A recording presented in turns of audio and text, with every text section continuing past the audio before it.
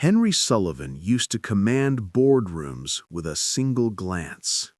Now, he struggled to lift a glass of water with trembling fingers. The stroke had taken many things from him: his strength, his balance, even parts of his speech, but it hadn't touched his mind. His mind was still sharp, too sharp for the house he now lived in. Daniel's house. A place that once felt warm, now felt like a waiting room for the forgotten. Henry sat in a wheelchair near the living room window, staring at the pale gray sky. Footsteps echoed from the kitchen. Plates slammed. A chair scraped back hard. "You didn't even touch your breakfast," Daniel muttered, walking past without making eye contact. Henry tried to answer.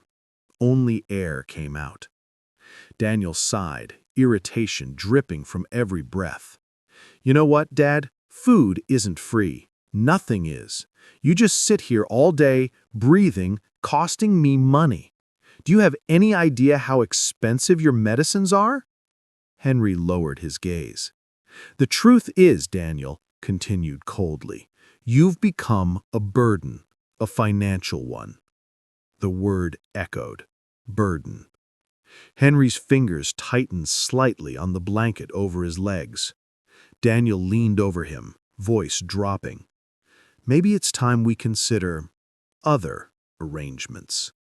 A nursing home, professionals, people who are paid to deal with this." Henry felt the air grow heavy. Daniel turned away before any response could form. That night, Henry didn't sleep. Not because of pain, because of clarity. Daniel had no idea who he was really talking to. No idea that the man he saw as powerless still owned everything. The house, the company, even the debts Daniel was drowning in. For decades, Henry had operated quietly, using layered trusts and shell holdings to protect his empire. To the world, he was retired, forgotten, broke. To reality, he was still the king. And now, his own son was preparing to exile him. Over the next few days, Henry began to observe instead of speak. Daniel's private phone calls grew urgent. "We just need his signature. The reports look real. As soon as he's transferred, everything becomes mine." Nurses began visiting, unannounced. Documents appeared on the kitchen table, always face down. Henry knew exactly what forged medical reports looked like. He had once fired a man for far less. Late one evening, the house fell silent. Daniel thought Henry was asleep, but Henry heard everything. "The buyer is ready," Daniel whispered into his phone. "Once he's committed, the estate clears. Every asset, every account." Then Daniel said the words that froze Henry's blood. "He won't ever come back." Inside the wheelchair, Henry smiled faintly. Not from fear, from patience. Because now, the game had officially begun. And Daniel had no idea who he was really playing against. The house began to change, quietly. Not in ways most people would notice. No loud arguments, no broken objects, no slammed doors. Instead, it changed in paperwork, whispers, shadows moving where they shouldn't. Henry noticed everything. The nurse who showed up on Tuesday wasn't the one scheduled for him. Her badge looked new, too new. She avoided eye contact, checked his pulse too quickly, asked questions that weren't medical, but legal. "Do you know where your last will is located?" she asked casually. Henry blinked slowly. Then there was the mail. Bank statements no longer arrived in the box. Insurance letters vanished, even official government envelopes disappeared before sunset. Daniel was cleaning the trail. and Henry let him. From his wheelchair, Henry began building something far more dangerous than anger. He began building evidence. Late one afternoon, Daniel returned home restless. His movements were sharper, his breathing shorter. The quiet confidence he once carried was cracking under the weight of something unseen. They called again, Daniel muttered to himself, pacing the room. Henry sat nearby, silent. They want confirmation. They don't trust delays. Henry felt the shift. This was no longer just greed. This was desperation. That night, Henry activated something he hadn't touched in years. A secure old phone, hidden inside a hollow space beneath his chair. 3 digits. 1 call. The line connected. "I need a financial audit," Henry whispered weakly. "Everything." Traced quietly. The voice on the other end froze. "Mr. Sullivan, do you realize what that means?" Henry's eyes hardened. "Yes, I do." 2 days later, the first crack appeared. Daniel entered the living room pale. "What did you do with your old savings account?" he asked sharply. Henry stared ahead. "Dad, where did the money go?" Henry slowly turned his eyes. Gone. Every dollar Daniel had siphoned over the years. Disappeared overnight. Moved. Frozen. Beyond his reach. Daniel lunged for the desk phone. Lines were dead. His private phone rang. He answered and collapsed into the chair immediately. No, that's impossible. Those accounts were under my name." So many lies had kept him standing. Now one truth was knocking him down. Hours later, Daniel returned to Henry. His tone had changed. "You never told me you still had control." Henry's voice came out broken, slow. "You never asked." Silence fell between them. Not a quiet one, a dangerous one. That evening, the last line of Daniel's plan unfolded. A man arrived at the house wearing a medical badge with a name Henry recognized immediately. Dr. Ellis. A man who had once testified falsely in a fraud case and vanished from the registry soon after. Daniel walked with him into the study. Papers were signed. Signatures forged. Stamps placed. Henry watched every movement through the half-open door. The final step was in motion. Transfer. Permanent admission. Legal disappearance. Later that night, Henry wheeled himself quietly into the hallway. Daniel's door was open. Inside, the truth waited. Henry activated the old phone again. Recording on. Daniel's voice poured out freely. "Once he's locked in, it's done. They can't release him without my approval." A woman laughed softly on the other end. "And the money?" Daniel smiled. "Already moved. The legal delay buys us 30 days. That's all we need." 30 days. That was the window. Henry rolled back slowly into the darkness. By morning, official vehicles arrived. The forged transfer order was complete. 2 men entered with a stretcher. Nurses stood by.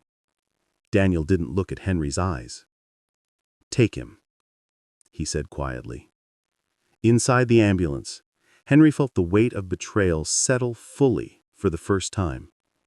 Not from strangers, not from enemies, from his own blood. As the doors closed, Henry reached into his pocket. One final message sent. 2 words. "It's time." The vehicle disappeared down the street. Daniel stood alone in the driveway, convinced he had won. He didn't hear the footsteps behind him. He didn't know that every single piece of his empire was already collapsing. And he didn't yet understand one terrifying truth. You don't outplay a man who built the board. The facility was quiet, too quiet. White walls, soft footsteps, the constant hum of machines that sounded like distant breathing. Henry was rolled through long corridors that all looked the same, endless, colorless, emotionless. Daniel had chosen the place carefully. Private, expensive, isolated. A place where people went to be forgotten. As the nurses helped Henry into his new room, he stared at the ceiling, counting the seconds. Every second that passed pushed Daniel deeper into the trap he couldn't yet see. Hours later, night settled in. Outside the window, city lights shimmered like distant stars. Inside, Henry waited. At precisely 11:07 p.m., the door opened quietly. A man stepped in, wearing a maintenance uniform. His face was familiar, older now, but unmistakable. "Good evening, sir," the man whispered. Henry allowed himself the smallest breath of relief. "You got in fast," Henry said softly. The man nodded. Daniel never changed the access codes after the transfer. Same habits he had when he worked for you. Henry closed his eyes briefly. Bad habits were expensive. The man placed a small device beneath Henry's bed, no larger than a coin. "Audio and video," he said. "Live feed. Everything inside this wing." Henry nodded. "Now we wait." Back at the house, Daniel wasn't celebrating. He was spiraling. The money he expected to access remained locked. The silent partners who once returned his calls now sent their lawyers instead. His credit lines vanished one by one. And then the audit began. A formal notice arrived at noon. Subject: under investigation for asset manipulation and fiduciary breach. Daniel read it 3 times, hands shaking. No. By evening, his phone rang again. Unknown number. He answered. "This is Attorney Rachel Moore. We represent multiple entities connected to the Sullivan Trust. Your financial activity has triggered multiple federal review processes." "Trust? What trust?" Silence on the line. Then exposure. "The one you were never authorized to control."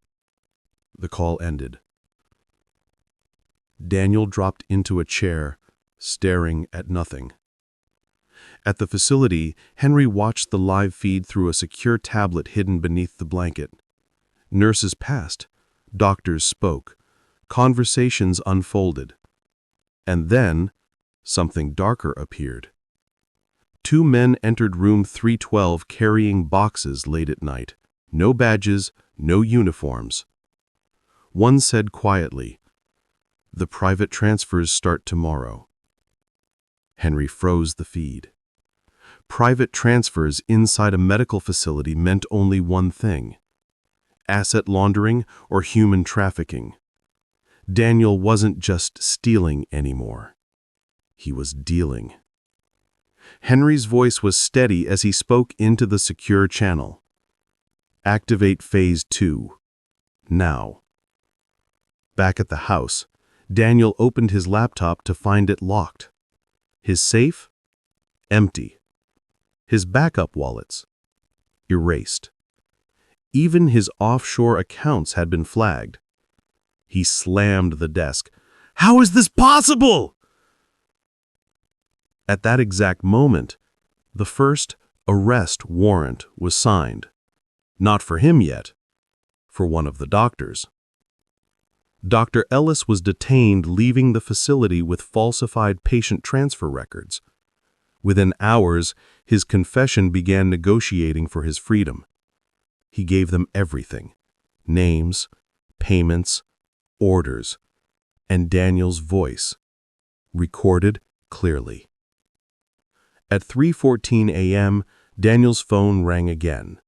This time it wasn't a lawyer. It was Henry. Daniel froze when he saw the caller ID. Dad. How are you calling me?" Daniel whispered. Henry's voice was calm, controlled. "Because you never took the phone when you thought I was finished." Daniel's breathing grew shallow. "I know about the forged reports, the hidden accounts, the buyers, the transfers, even the doctor." Daniel's world collapsed in real time. You're lying." Henry's voice sharpened for the first time. "You tried to erase me, Daniel, but instead you exposed yourself." Silence swallowed the room. "What do you want?" Daniel finally whispered. Henry didn't answer immediately. Then, nothing. The line went dead. At sunrise, federal agents walked into Daniel's home. They didn't knock. They didn't shout. They simply entered with warrants and evidence stacked higher than his guilt.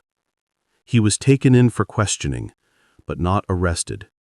Not yet. They wanted him nervous. They wanted him talking. At the facility, Henry wheeled himself to the window. The city looked different now. Not threatening. Not distant. Waiting. His assistant's encrypted message flashed across the screen. Board takeover complete. Assets secured. Daniel isolated. Henry closed his eyes. The storm hadn't hit yet. This was only the pressure change before impact. And somewhere in an interrogation room, Daniel was finally beginning to understand. His father had never been powerless. He had only been patient. The interrogation room was colder than Daniel expected. Not physically, but emotionally. Gray walls, one metal table, a single chair bolted to the floor. The ticking clock above the two-way mirror sounded louder than it should have. Daniel sat alone. No phone, no lawyer, no control. For the first time in years, there was nothing between him and the consequences. The door opened quietly. 2 agents stepped in. Agent Carter placed a recorder on the table and pressed a button. A red light blinked to life. "Daniel Sullivan," she said evenly, "you are not under arrest at this moment, but you are under federal investigation for financial fraud, elder exploitation, forged medical documentation, and conspiracy to commit unlawful asset transfer." Daniel swallowed hard. "This is a mistake."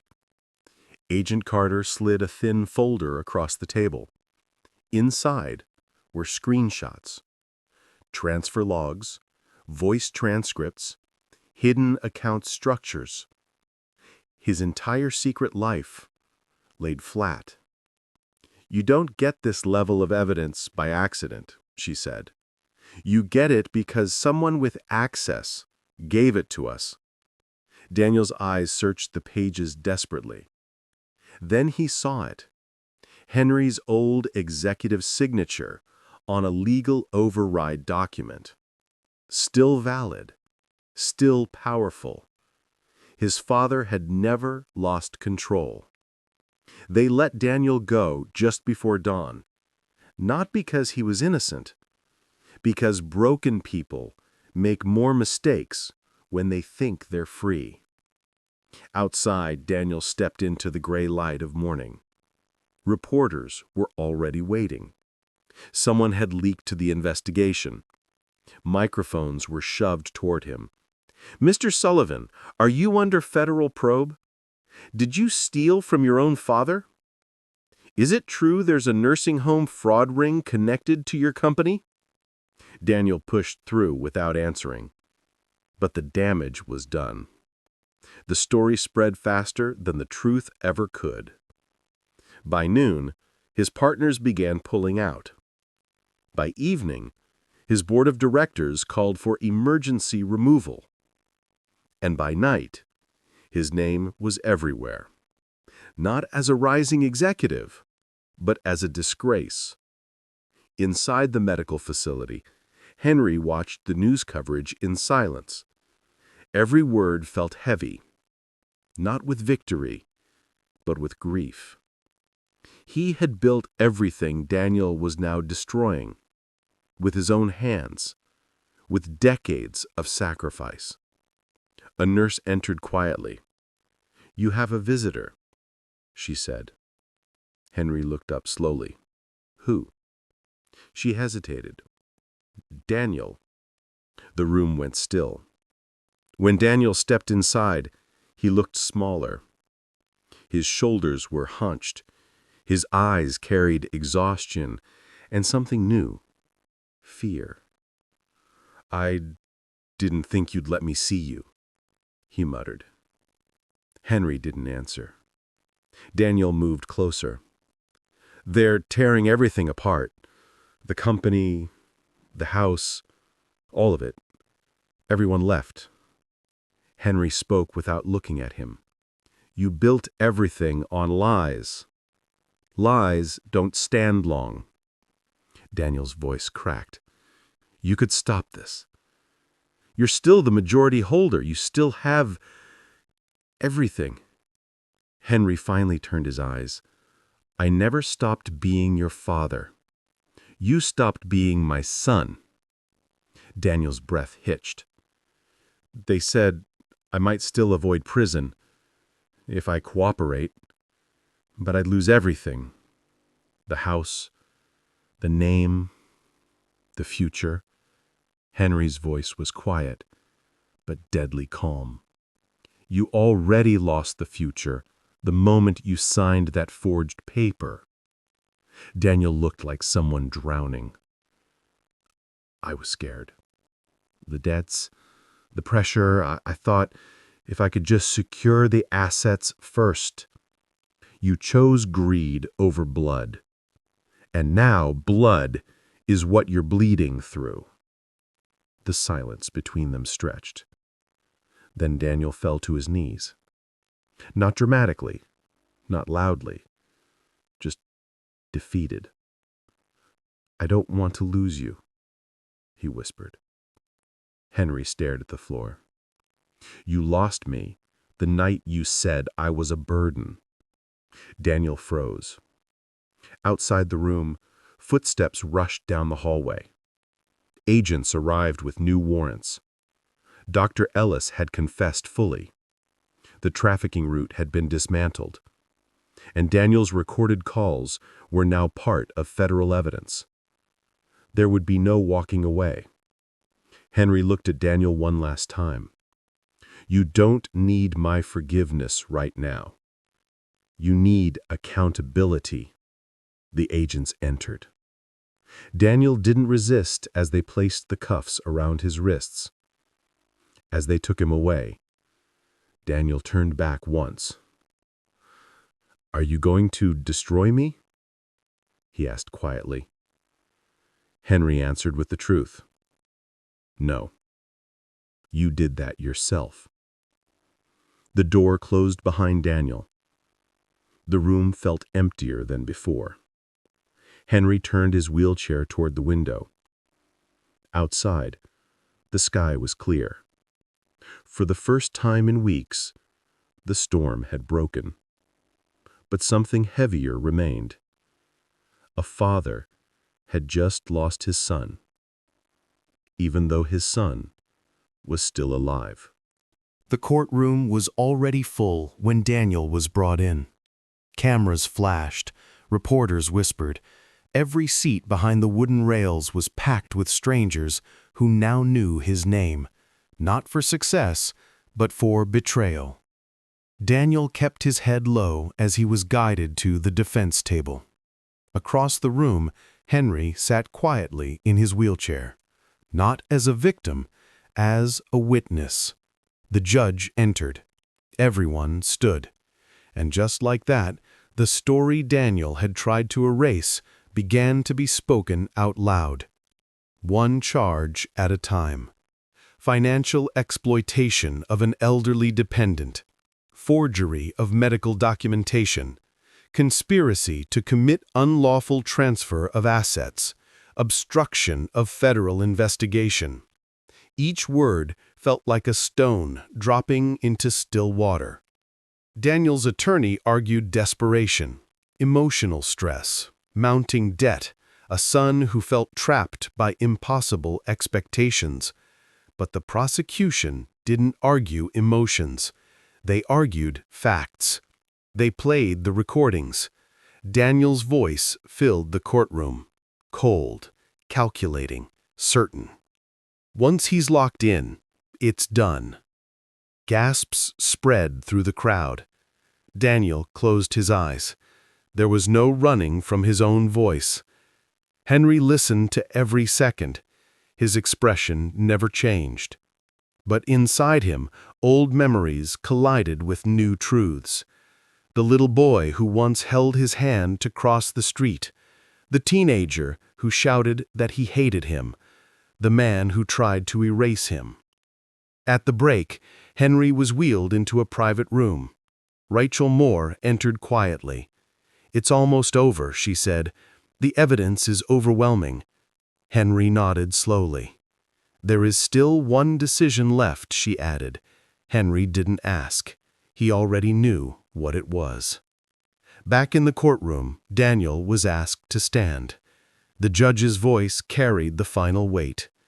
"For the crimes committed, this court sentences you to 12 years in federal custody with no parole eligibility before 8 years and full restitution of all unlawfully obtained assets." Daniel's knees buckled slightly. The sound of metal cuffs echoed again. This time, they were permanent. As he was led away, Daniel turned instinctively toward Henry. Their eyes met for the last time in that room. Not with anger, not with hatred. With something far heavier. Regret. Henry didn't nod, didn't wave. He simply watched. Outside the courthouse, the world exploded. Headlines spread across screens. Executive son sentenced in elder exploitation scandal. Forged medical reports exposed in multi-million-dollar fraud. Daniel's name became a warning. Henry's became a symbol. But symbols don't feel victory. They feel weight. That evening, Henry returned to his temporary residence. The legal chaos was over. The recovery was done. Everything Daniel had taken was restored. The company, the properties, the accounts. They were back under Henry's control. But the house felt empty. Too quiet. Later that night, Henry sat alone in the dim light. A single envelope rested on the table beside him. Sealed, unmarked. Inside it was the final letter Daniel had written before sentencing.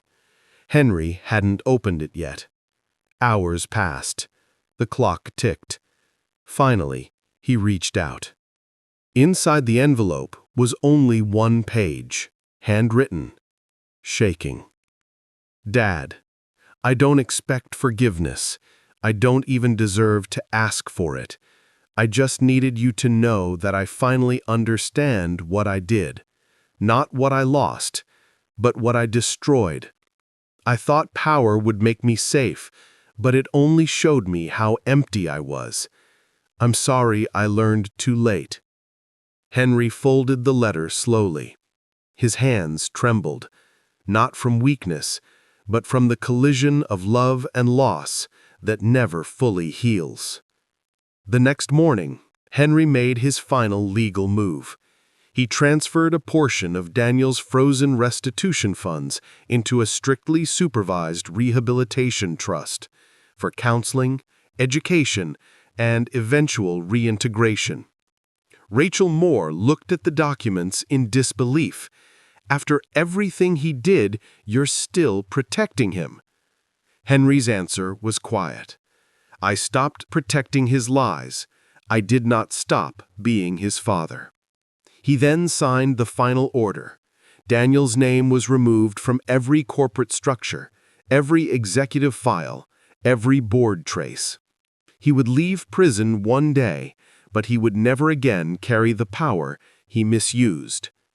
That afternoon, Henry visited the facility chapel alone. No cameras, no lawyers, no witnesses. Only silence. For the first time since the stroke, Henry cried. Not for the money, not for the betrayal, but for the son he had lost long before the law ever stepped in. Outside, the sun dipped low, and somewhere behind concrete walls, Daniel sat in a cell, finally stripped of everything except one thing he could not bury anymore: the truth. The courtroom was silent, almost suffocating, as Edward Sullivan stood tall, his frail frame belying the strength of the man within. Every eye in the room was on Rebecca, whose face had changed over the past weeks, a mix of fear, shame, and reluctant acknowledgement. She had spent months resisting, lying, and scheming, but now the truth was undeniable. Edward watched her carefully, his mind replaying every cruel word, every greedy glance, and every act of betrayal that had led them here. Yet despite everything, he felt a strange calm. He was ready to offer a final chance, a lifeline, not out of weakness, but from a place of moral authority. The judge's gavel struck the polished wood with a sharp sound, echoing through the room like a drumbeat of accountability. Rebecca Sullivan, the judge began, the evidence presented before this court clearly establishes the misappropriation of your father's assets, the tampering with your son's college fund, and the fraudulent medical reports intended to unlawfully confine Mr. Edward Sullivan. The court recognizes your cooperation in returning the funds, but let it be known that these actions had serious consequences. Rebecca lowered her gaze, swallowing hard, while Edward remained composed, though a deep ache of betrayal still lingered in his chest. The tension was almost unbearable as everyone awaited the next words, the moment that could determine whether this family would finally begin to heal or remain fractured forever. Edward stepped forward slowly, leaning on his cane, each step deliberate, measured, like a man reclaiming his dignity. "Rebecca," he said, his voice calm but firm, resonating through the courtroom, "I am giving you one final opportunity, not because you deserve it, but because this family, despite everything, still has a chance to rebuild." There was a pause, a long, pregnant silence where the weight of his words seemed to press on everyone present. Rebecca's eyes flickered upward, moist with unshed tears, and in that moment, Edward could see that somewhere deep inside, she understood the gravity of her mistakes. The process of restitution began under the watchful eye of the court. Every penny stolen was meticulously accounted for, transferred back to Edward's accounts, and then a detailed plan was established to secure Tommy's future. Edward had insisted on this, not just for the sake of money, but to restore a sense of trust that had been shattered. He knew that rebuilding relationships, especially one as fragile as a father and daughters, would take more than financial correction. It required honesty, accountability, and time. And so Rebecca found herself immersed in a world of structured responsibility she had never experienced. Therapy sessions followed, slow at first, filled with resistance and defensiveness.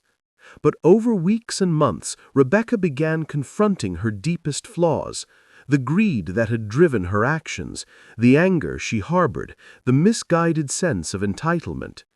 Each session was emotionally exhausting, bringing tears, confessions, and moments of painful self-awareness. Edward observed from a distance, allowing her the space to stumble, fall, and rise again. He didn't rush forgiveness, he allowed her to earn it, to demonstrate that change was possible. In parallel, Tommy, ever perceptive and quietly resilient, saw his mother struggle and began tentatively letting go of his own resentment, though trust, once broken, was never fully restored overnight. Slowly, small changes began to ripple through the household. Rebecca started taking genuine interest in Tommy's life, attending his classes, supporting his projects, and listening, truly listening to his concerns. The sharpness in her tone softened. Her decisions were no longer impulsive or self-serving, and she began showing respect toward Edward in ways that spoke louder than words. Family meals became occasions for conversation rather than confrontation, laughter occasionally piercing the lingering shadows of past betrayals. Edward, cautious but hopeful, recognized that the path to reconciliation was neither straight nor swift, but the first steps had been taken. The story of Edward, Rebecca, and Tommy eventually reached friends, extended family, and even neighbors, not as a tale of disgrace, but as a testament to accountability, justice, and the possibility of redemption. Edward continued living in his home, now no longer as a prisoner of mistrust or fear, but as a figure of quiet strength. Rebecca, still imperfect, had begun to embrace responsibility and humility, her ambition tempered by understanding and conscience.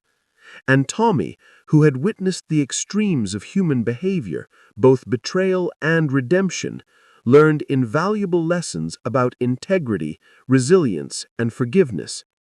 As the sun set over the Sullivan estate, casting long shadows across the manicured lawns, Edward stood at the window, gazing at the horizon with a mixture of relief and reflection. The family had teetered on the brink of destruction, almost lost to greed, deception, and neglect. Yet through truth, law, and deliberate choices, they had found a path forward.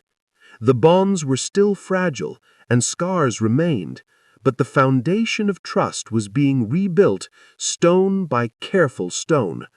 And in that quiet moment, Edward felt a profound sense of peace, not because the past had been erased, but because the future, uncertain yet promising, was finally theirs to shape together.